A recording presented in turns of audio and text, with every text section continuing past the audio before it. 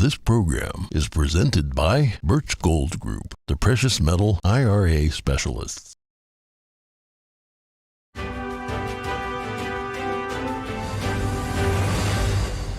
Good morning. In today's headlines, a historic meeting between House Speaker Kevin McCarthy and the President of Taiwan. The Chinese regime pledges a strong response to the meeting. A serious contender enters the 2024 Democratic nomination pool. One of the most powerful names in American politics files his paperwork to run for president. Over 600 sexual abuse victims. An incriminating report from the Maryland Attorney General's office points an accusing finger at the Catholic Church. The latest on the killing of Cash App founder Bob Lee. Find out what San Francisco's police chief had to say yesterday about the murder.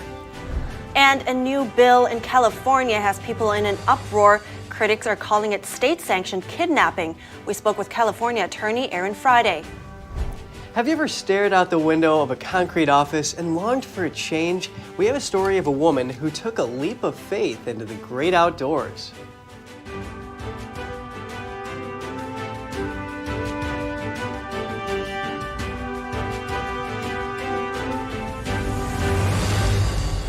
Good morning. Welcome to NTD. I'm Kevin Hogan. Good morning, everyone. I'm Evelyn Lee. Today is Thursday, April 6th. Taiwan's president met with House Speaker Kevin McCarthy yesterday. Yes, but first let's look at the latest presidential candidate to enter the 2024 race.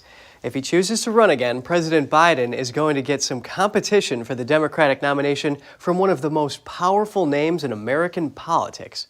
Robert F. Kennedy Jr. filed paperwork with the Federal Election Commission yesterday. He'll be entering the 2024 presidential race. The 69-year-old is best known for his positions on environmental law and vaccine safety. He's opposed many policies of the current administration, particularly those related to COVID-19. Social media platforms like Instagram have censored him from speaking against the vaccines. He's been critical of Big Pharma and the CIA. He has proposed the creation of a separate oversight body to fix the agency. The Democratic candidate is the son of late Senator Robert Kennedy, who was assassinated when running for president in 1968. President John F. Kennedy was his uncle, who was assassinated in 1963. Kennedy says he will be focusing his campaign on the values Americans have in common, not on the issues that divide them. House Speaker Kevin McCarthy welcomed Taiwanese President Tsai for a historic meeting in California yesterday. The meeting took place despite threats from the Chinese regime. Here's the story. House Speaker Kevin McCarthy met with Taiwan's President Tsai Ing-wen at the Ronald Reagan Presidential Library in Simi Valley, California on Wednesday. McCarthy said they had a very productive discussion on ways to further the bonds between the U.S. and Taiwan. We must continue the arms sales to Taiwan and make sure such sales reach Taiwan on a very timely basis. Second, we must strengthen our economic cooperation, particularly with trade and technology. Third, we must continue to promote our shared values on the world stage. McCarthy is the most senior U.S. official to meet a Taiwanese leader on American soil since 1979. He said America's support for Taiwan will remain resolute, unwavering, and bipartisan. A reporter asked him if he's worried the meeting will escalate tensions with the Chinese regime. It is not our intention to escalate. We want to continue to build and foster democracy and freedom. The Chinese regime claims Taiwan is part of its territory, despite having never controlled the island. Tsai mentioned her approach to Taiwan-China relations in her speech after the meeting. In a discussion with congressional leaders this morning, I reiterated Taiwan's commitment to defending the peaceful status quo. I also highlighted a belief, which President Reagan champions, that to preserve peace, we must be strong. A bipartisan group of congressional members took part in the meeting, including Congressman Pete Aguilar, chair of the House Democratic Caucus. I told President Tsai that the House Democrats will never abandon this relationship and will work hand in glove with the Biden administration to affirm our commitment because we understand the unique role and vital role that Taiwan plays in the region.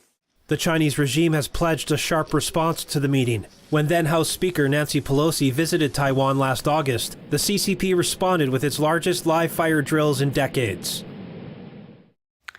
So what kind of a response do we expect to see then, and what's the significance of this meeting? Let's bring in retired Colonel John Mills for more on this. He's also a senior fellow at the Center for Security Policy. Good morning, John. First, let's take a look at the context we're in at the moment.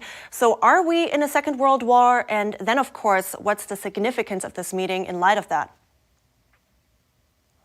Yeah, good morning, Evelyn. McCarthy as number 3 in the order of precedence for the country. That this is pretty significant.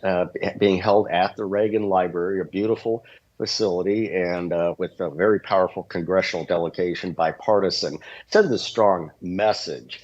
And along with the 2023 National Defense Authorization Act that was filled with very strong statements of support for Taiwan, including essentially a World War II style lend-lease program of multiple $billion, $10 billion, $2 to $3 billion a year for 5 years. This will help build deterrence capacity.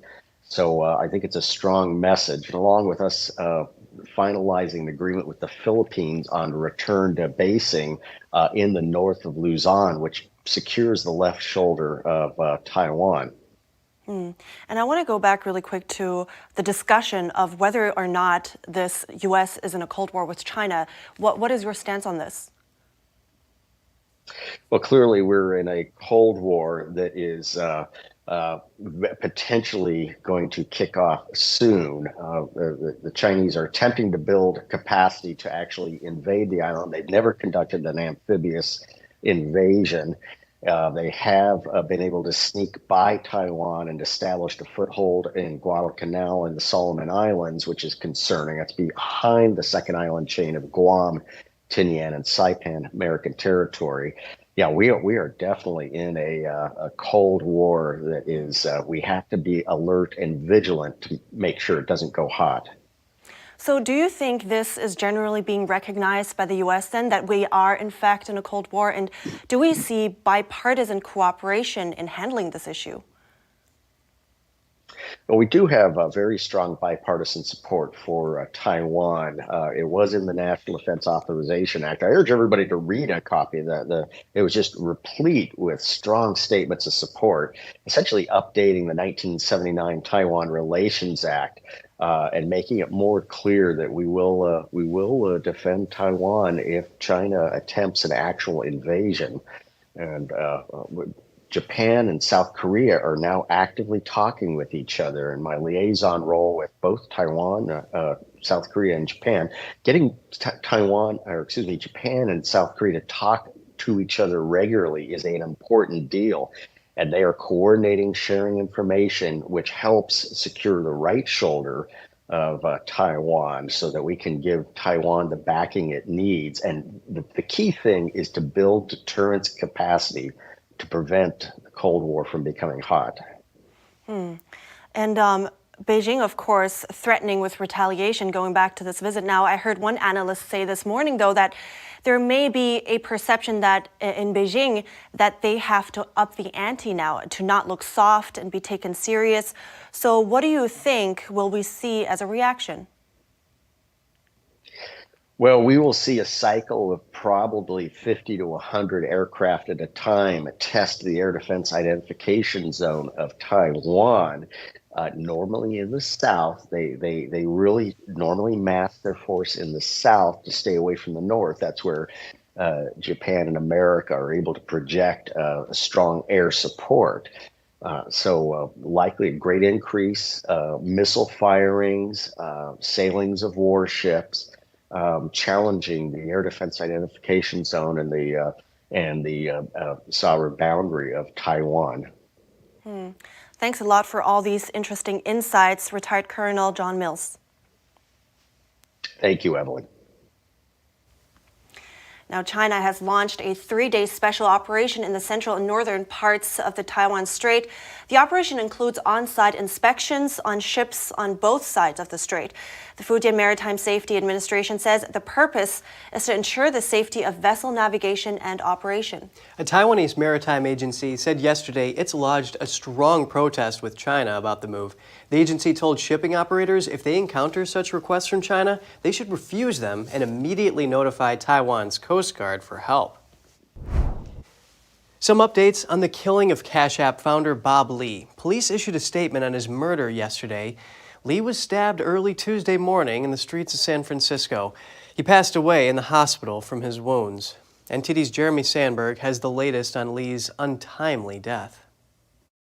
San Francisco's police chief issued a statement Wednesday night on Bob Lee's murder. He expressed his condolences to Lee's loved ones and assured them officers are working tirelessly to make an arrest and bring justice. The police chief says no comments on evidence or speculation around the crime's circumstances will be given, citing the investigation being in its early stages. Lee was the chief product officer of crypto tech company MobileCoin. He was the former chief technical officer of Square and co-founder of Cash App. Police say the 43-year-old was stabbed a couple of blocks away from the Bay Bridge Tuesday morning around 2 a.m. Surveillance footage captured Lee stumbling down an alley onto the sidewalk holding his side. He was seen revealing his wound to the driver of a parked car, who drove off as he collapsed to the ground. First responders found Lee with 2 stab wounds to his chest. He was transported to a hospital where he passed away. So far, no arrests have been made. Police are asking anyone with information to reach out. Jeremy Sandberg, NTD News. And tornadoes continue to batter parts of the central United States. At least 5 people were killed in Missouri when a tornado touched down overnight. The pre-dawn storm sheared off roofs, splintered trees, and took down power lines. Here are the details. Yet another deadly tornado ripped through the American Midwest on Wednesday, this time southeastern Missouri. Several people were killed in Bollinger County in the pre-dawn twister, according to officials. Aerial footage showed the extent of the damage, with roofs sheared off houses, trees splintered, and power lines downed. Missouri Governor Mike Parson said the rural area faces, quote, a long journey ahead towards recovery, and added that President Joe Biden had called to offer help. Storm spotters reported seeing the tornado touch down around 3:30 a.m. local time, according to the National Weather Service. The agency also said it was one of more than a dozen seen in the Midwest overnight. The twister struck amid a series of violent storms sweeping through the South and Midwest. On Tuesday, dramatic eyewitness video captured the moment a tornado whipped through a field in Iowa. Oh my God! While footage shot in neighboring Illinois showed terrifying scenes as the storm hit a residential area. More than 30 people were killed over the previous weekend as tornadoes tore through multiple states in the South and Midwest. And a week before that, a swarm of thunderstorms unleashed a powerful tornado that destroyed the Mississippi Delta town of Rolling Fork and killed more than 24 people. Still to come, over 600 sexually abused children. The state of Maryland releases a staggering report on abuse by Catholic priests and others from the Archdiocese of Baltimore. Taking a 12-year-old from parents with no abuse allegations or crime, critics are calling a new California bill state-sanctioned kidnapping. That and more when we return.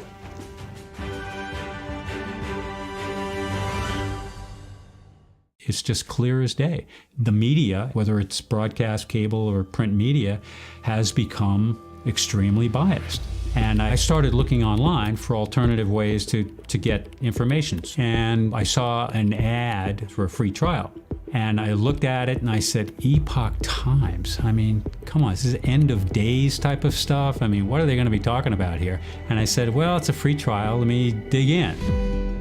Is it giving me both sides? Is it giving me an objective point of view here? I have looked for opportunities to see where they might be biased, and I don't find it. It has given me a level of trust in media that I didn't think I'd ever get back. I love the Epoch Times because it has renewed my faith in the idea that a reliable, responsible, non-biased source of information is available. And I can say that I love it because of that.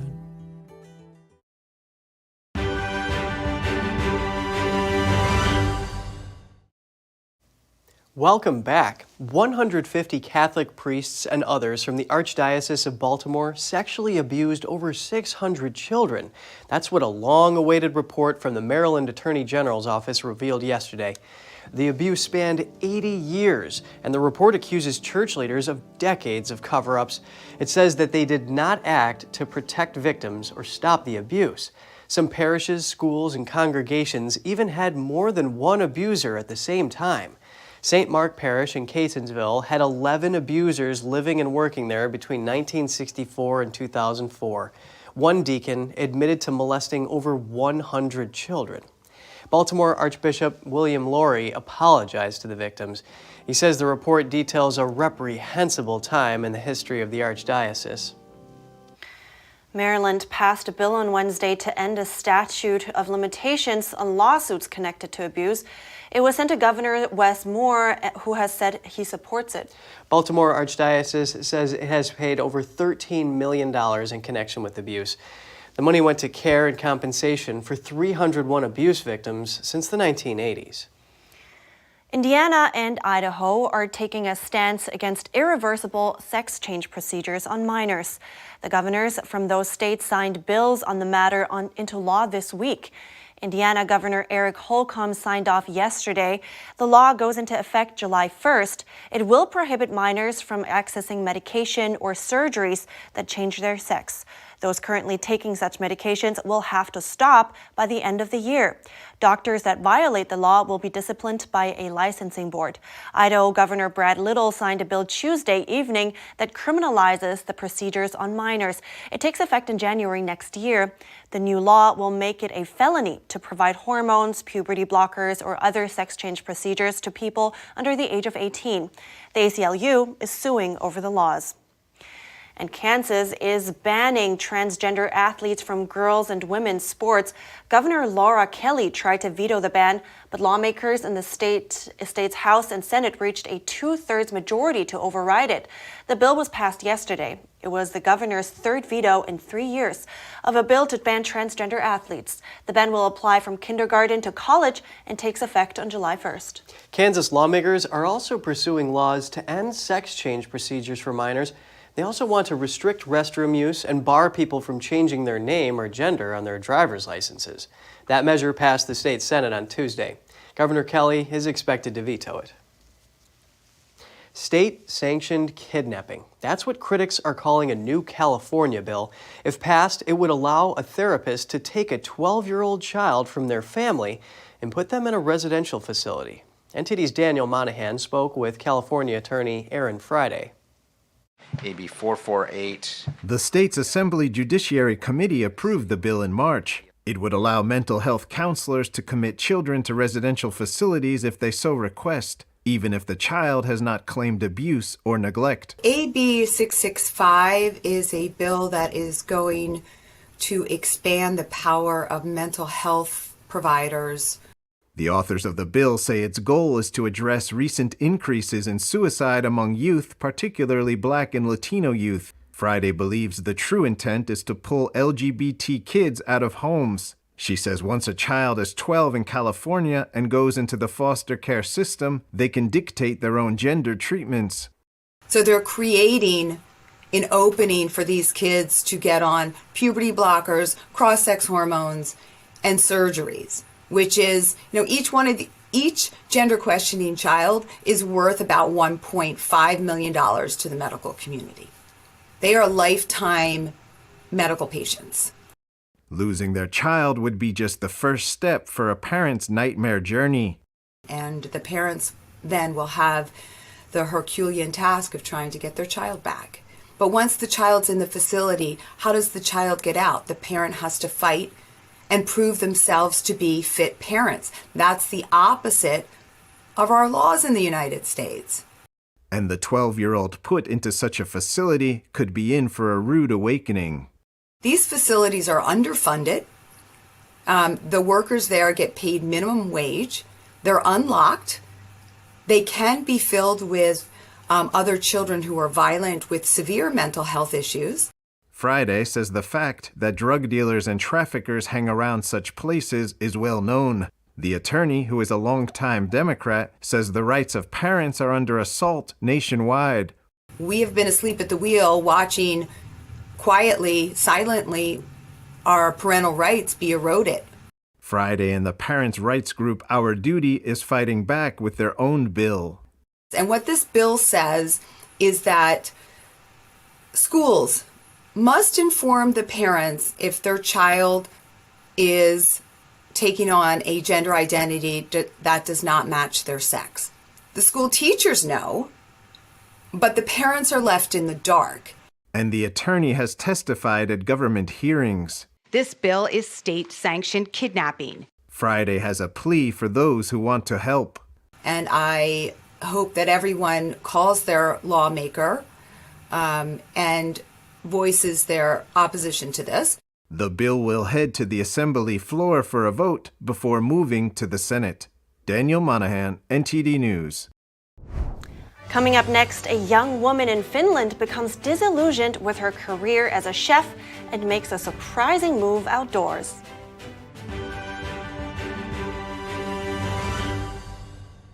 This is Stephen K. Bannon. I urge you to protect your savings from inflation by diversifying into a physical gold IRA from Birch Gold Group. Simply text the word NTD to 989898 and you'll get a free info kit on gold IRAs explaining everything. Communism is evil. Oh, come on. Listen, if you're as tired of the censorship as I am, I've actually got good news for you. Check out epictv.com. It's a brand new censorship-free video platform where you can find not only my show, but other deep documentaries, great programs, and honest movies that bring you the news without all the spin and the fake narratives. So, I'll see you there.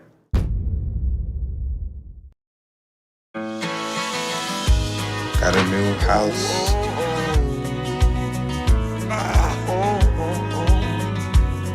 I think I finally found a place that I call home.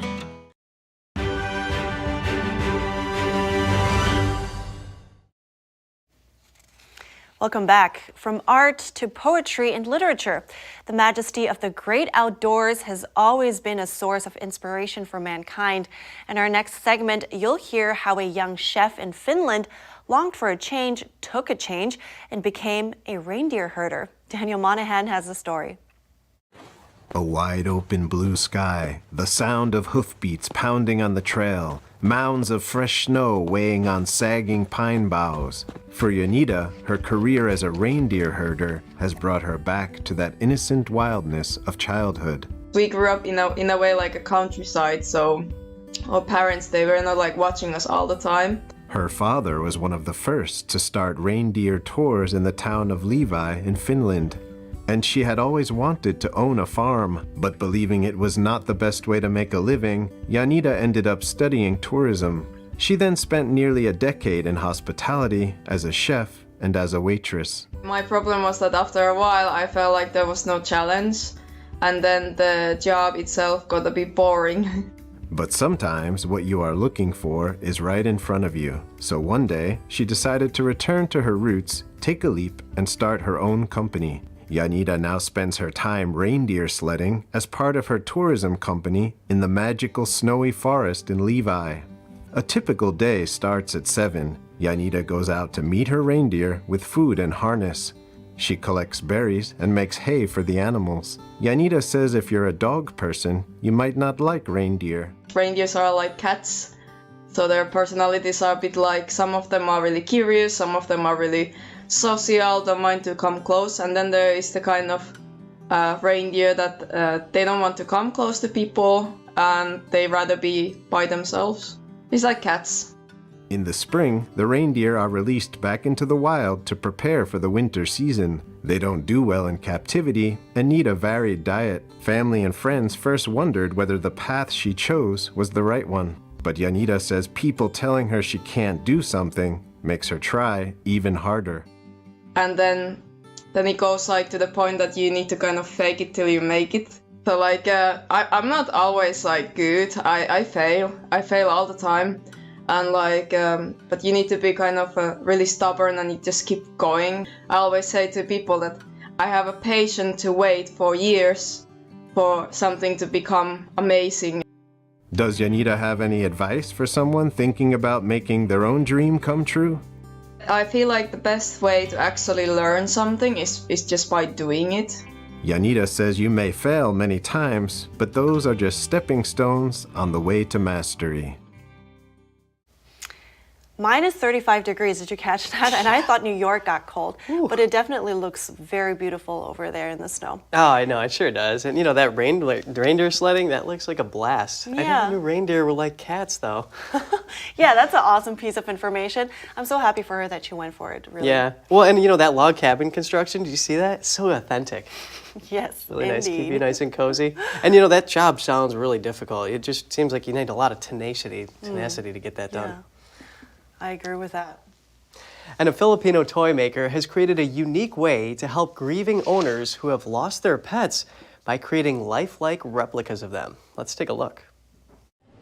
After his pet golden retriever passed away, Filipino toy maker David Tan wanted to find a way to remember his beloved pet. I loved her dearly, and she passed away in 2019. Now, since I was doing plush toys at the time, I asked my pattern maker, hey, as a way of remembering my, my beloved pet, can you try making a realistic clone of her? It sparked the idea of creating lifelike replicas for other pet owners who struggle to cope with similar losses. Along with his team of 20 employees, he receives local and international commissions for the pet plushies. Customers send details and measurements of the animal along with pictures and videos for Tan's team to use as a reference. So as you can see here, this is a picture sent to us from one of our customers. And from there, our airbrusher is carefully airbrushing all the little markings on the pet while he's looking at the picture from the customer. So this process takes around 20-30 minutes, depending on the complexity of the pet.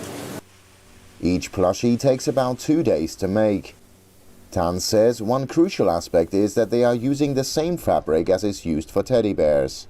One of the things I like to say is that we're not taxidermy, so it removes that ick factor, right? Like, we're not actually using the real skin of the pet. You know, this is actually 100% genuinely a stuffed toy. Tan says it's the physical aspect that helps his customers overcome the sorrow. So, yun, pagka pinupuntahan ko every time I see it, especially when I touch it, the memories flash back to me. I remember the joy I felt when he was still with us. Nung kapiling namin siya. Tan and his team receive hundreds of orders every month. Each custom-made replica costs around $65, which for many is but a small price to pay for the comfort and joy they receive in return. Cost Jimenez, NTD News. They look great. Yes, what a unique art form. That's true, yeah. Incredible. All right, we want to end it here. We'd love to hear from you before you go. Write us at goodmorning@ntd.com if you have anything to share with us. And also stay tuned for our coverage on the banking crisis at noon today. We'll give you some updates. All right, thanks for watching. I'm Evelyn Lee. And I'm Kevin Hogan.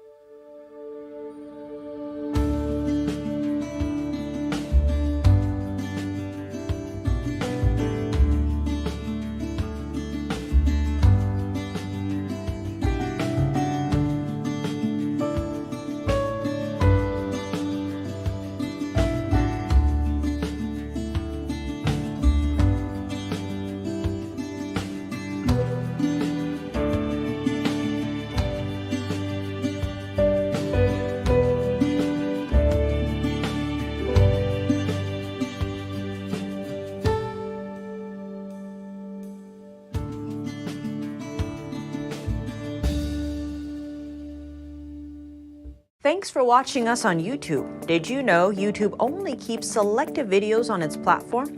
So if you want to make sure you get the full picture, just subscribe to our newsletter.